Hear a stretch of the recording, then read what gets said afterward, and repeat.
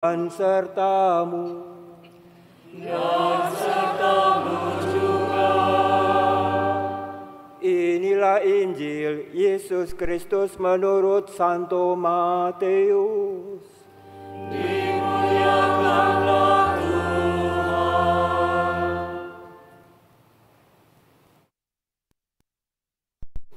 Bab 18 ayat 15 sampai 20.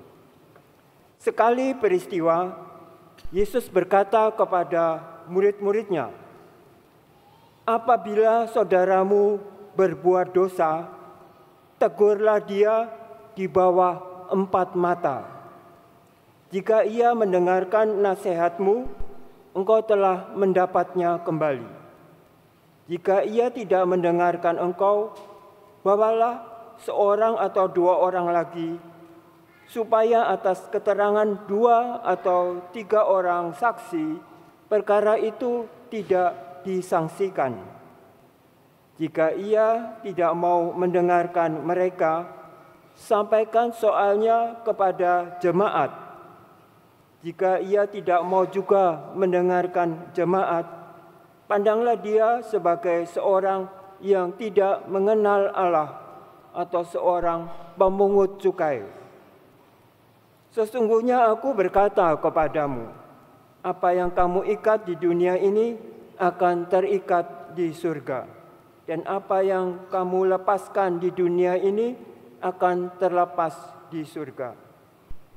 Lagi pula aku berkata kepadamu, jika 2 orang dari antara kamu di dunia ini sepakat meminta apapun juga, permintaan mereka itu akan dikabulkan oleh Bapa-Ku yang di surga.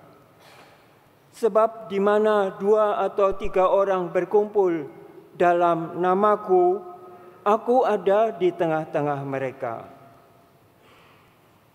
Berbahagialah orang yang mendengarkan sabda Tuhan dan tekun melaksanakannya. Sabda-Mu adalah jalan, kebenaran dan hidup kami. Semoga oleh sabda Tuhan diteguhkanlah iman kita. Amin.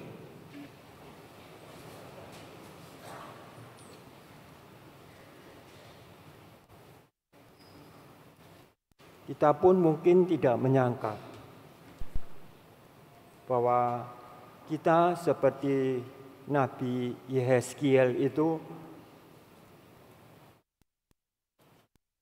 diperintahkan Tuhan setelah mendengarkan sabda Tuhan supaya menjadi penjaga. Tuhan berkata kepada Nabi Yehezkiel itu, kamu harus menjadi penjaga kepada umatku Israel. Waktu kita dibaptis, kita diberi lilin terang, itu tanda kenabian. Apalagi kepada yang terima krisma, jelas itu suatu panggilan Tuhan untuk menjadi seperti para nabi, para rasul. Karena Tuhan memerintah kita juga untuk menjadi penjaga bagi orang-orang yang disebut Tuhan sebagai orang jahat, orang yang tidak percaya, orang yang mengingkari Tuhan, orang yang bertegar hati untuk tidak menerima sabda Tuhan. Roh Kudus tidak ada pada orang semacam itu. Karena itu Tuhan memerintah Nabi Yehezkiel itu, kamulah penjaga. Tegurlah umat Israel itu bila mereka keluar dari jalan yang kutunjukkan. Kita semua ini juga mendapat serupa dengan Paulus kepada umat di Roma itu. Mungkin kita tidak juga menyangka Paulus itu mengatakan kamu berhutang. Kamu berhutang. Bukan hutang barang, bukan, tetapi kepada sesama manusia, tetapi kamu berhutang kepada Tuhan. Mau tidak mau kita ini yang percaya kepada Tuhan itu berhutang. Kita berhutang kasih Tuhan. Karena Tuhan datang ke dunia ini untuk membersihkan hati dan budi kita supaya kita mengikuti Dia. Kalau dunia ini mau damai, ikutilah firman Tuhan itu. Karena itu Tuhan Yesus juga berkata kepada murid-muridnya, kepada kita semua, kamulah penjaga itu. Tegurlah bila ada saudaramu yang jatuh ke dalam dosa. Berbicaralah 4 mata. Mata kita 2, saudara kita 2. Berbicara 4 mata, berdialog supaya bersama-sama bertobat. Mengakui bahwa diri ini lemah, tetapi Tuhan itu memberi kepada kita jalan penebusan. Karena Dialah yang memberi jalan itu. Dialah yang menebus dosa-dosa kita. Karena itu Ia juga memberi kepada kita tugas untuk menjadi wali baptis. Kita tahu wali baptis itu diberi krisma supaya dia bisa menjadi wali baptis. Wali baptis itu menjadi penjaga iman. Seorang anak yang dibaptis atau seorang yang dibaptis itu mempunyai wali baptis. Wali baptis itu penjaga iman. Wali baptis itu harus mengawasi yang dibaptis itu supaya tidak keluar dari jalan yang ditunjukkan Tuhan. Itu gunanya krisma, Roh Kudus, untuk menerangi hati kita sebagai wali baptis, untuk menjaga agar saudara kita tidak terjatuh ke dalam dosa. Bila ia melakukan perbuatan jahat itu artinya tidak mau lagi mendengarkan firman Tuhan, mau jalan sendiri, mengikuti kehendaknya sendiri, lalu itulah, karena itu dikatakan seperti pemungut cukai. Artinya yang pemungut cukai di zaman Yesus itu orang yang menjadi bawahan penjajah untuk memungut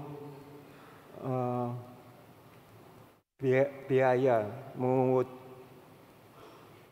rakyat, memungut kekayaan rakyat di situ. Karena itu lalu kita mengerti mengapa Yesus berkata, jika ia tidak mau mendengarkan, panggillah saksi,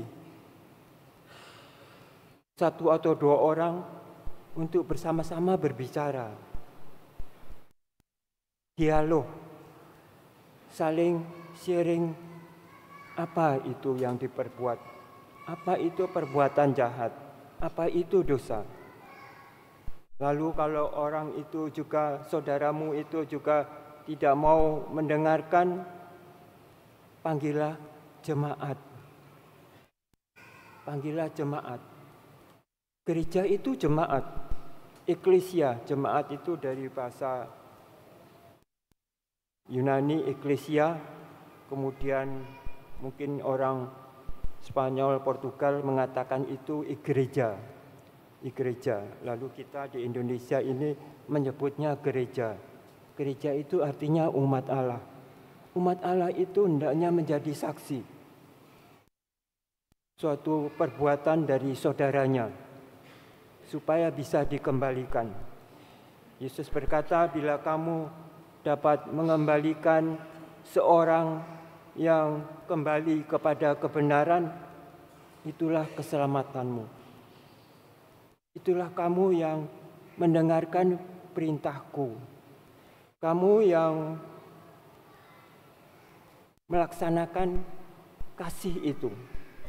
Paulus berkata, kasih itu tidak mencuri, tidak membunuh, tidak bersaksi dusta, tidak ingin memiliki kepunyaan orang lain.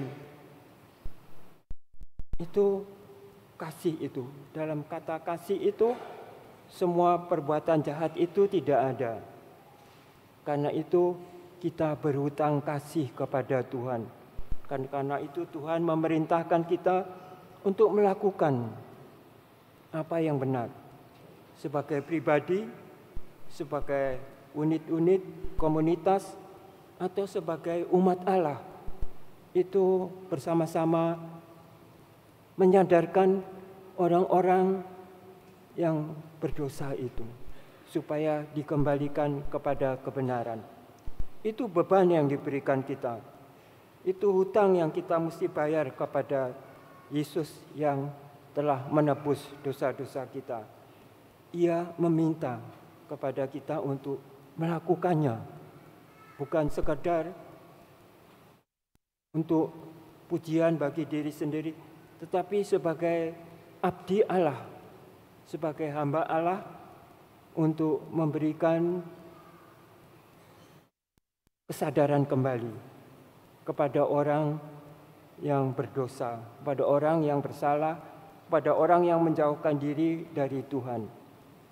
Itu hutang yang kita mesti bayar. Karena itu kewajiban kita. Itu beban yang diberikan kita kepada kita. Karena itu kita mendengarkan setiap kali firman Tuhan, supaya diri kita ini juga mengalami pembersihan hati dan budi. Kita itu melangkah selangkah setiap kali semakin dekat dengan Tuhan. Bila kita mendengarkan firman-Nya dan bila kita tidak bertegar hati untuk kepentingan diri sendiri, tetapi penuh dengan kerelaan, tulus hati, melaksanakan kehendak Tuhan itu dalam diri kita, maka kita ikut dalam barisan yang mengikuti Tuhan. Kita bersyukur hari ini kepada kita diberi segalanya kepada kita. Diberitahu tentang tugas-tugas kita menjadi penjaga kesucian, kemurnian hati dalam mengabdi Tuhan. Amin.